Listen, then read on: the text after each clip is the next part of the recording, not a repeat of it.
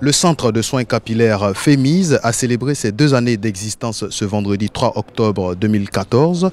Pour marquer l'événement, le centre a initié une conférence débat avec la participation d'éminents professeurs et des hommes de médias. À la fin de la conférence, nous allons tendre notre micro à ces participants pour nous livrer l'essence de leur message. Ça fait la 2e fois que nous participons à cette cérémonie de présentation de la promotion des cheveux naturels africains. Et c'est une bonne initiative que Mme Zebi a eue avec plusieurs autres femmes africaines qui en font la promotion. Et je crois que de plus en plus, les femmes ivoiriennes comprennent que les produits défrisants sont un frein à l'évolution même de leur hygiène capillaire. Donc de plus en plus, elles penchent vers la garde de leurs cheveux naturels et l'entretien même de ces cheveux, même quand ils sont défrisés. Et je salue l'initiative et je pense que, comme on le disait tout à l'heure, dans quelques années, nous émergerons vers les cheveux naturels africains. Voilà. Le problème du défrisage, c'est parce que nos femmes africaines, nos sœurs, ont eu ça comme modèle. C'était l'unique modèle qui se présentait à elles. Et 2, il y avait également une ignorance des conséquences de ces soins. Donc c'est 2 éléments-là qui font que tout le monde s'est fait au défrisage.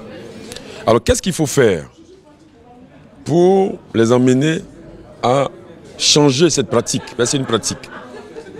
La première des choses, c'est de leur montrer les conséquences néfastes. Et dire que si elles ont des cheveux qui sont coupés, des cheveux qui sont très, très fragiles, elles ont tous ces problèmes-là, leur montrer toutes les conséquences, comme nous l'avons fait. Et deuxièmement, leur montrer quels sont les produits naturels qu'elles peuvent utiliser pour donner un aspect correct à leurs cheveux et pour leur dire que ces cheveux naturels sont mieux, leur montrer tous les avantages de garder les cheveux naturels et de les traiter naturellement. Donc, leur apporter de la connaissance, mais plus on apprend aux gens à ce qu'ils, plus on a la connaissance et mieux on se comporte.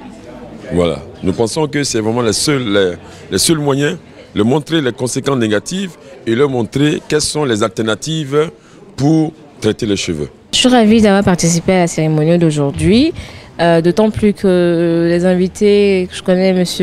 Professeur Akindes et M. Armand Kofi, ont pu insister sur tout ce qui est danger du défrisage, tout ce qui est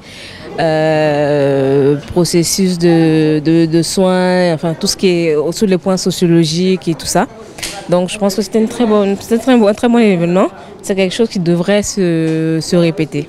Il y a eu une grande mutation dans la façon de se représenter la beauté et de porter son corps. Et dans cette mutation, il semble qu'il y a quelques, je dirais distorsions du fait qu'on a tendance à vouloir porter un corps, mais et à se coiffer d'une autre manière. Je vais m'expliquer. Le fait de vouloir avoir des cheveux longs, comme les européennes, laisse penser qu'on veut mettre des cheveux caucasiens sur un corps africain. Avec tous les risques que cela comporte, les risques liés à l'agression des cheveux, à l'agression du cuir chevelu et tout. Donc ça devient un problème, ça pose des problèmes de santé publique. Et il est important que l'on ramène les gens à l'essentiel, les femmes à l'essentiel. Il faut leur faire comprendre qu'on peut être belle en gardant ses cheveux crépus et en les traitant d'une certaine manière, en gardant son teint noir et en l'entretenant d'une certaine manière.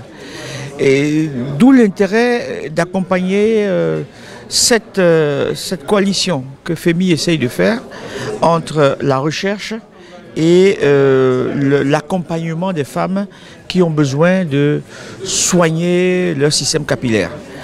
Vous voyez, alors il faut certainement à un moment donné travailler sur la représentation de la beauté, changer dans l'imaginaire des femmes le fait qu'elles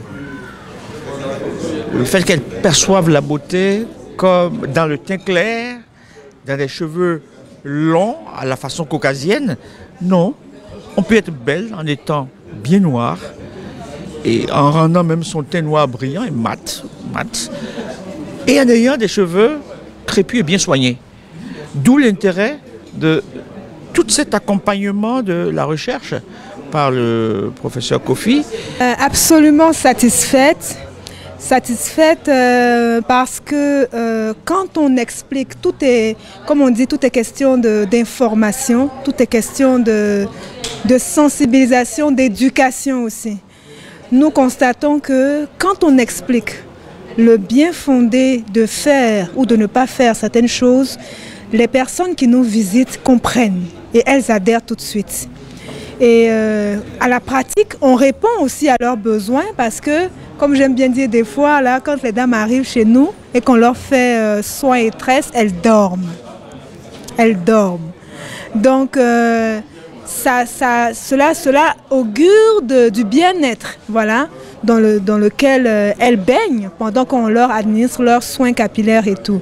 Donc, satisfaction et encore beaucoup plus d'entrain, beaucoup plus de motivation pour avancer, surtout dans le domaine de la sensibilisation, notamment avec les médias, avec la télé, avec nos établissements, auprès de nos établissements, des éducateurs, des établissements, des enfants.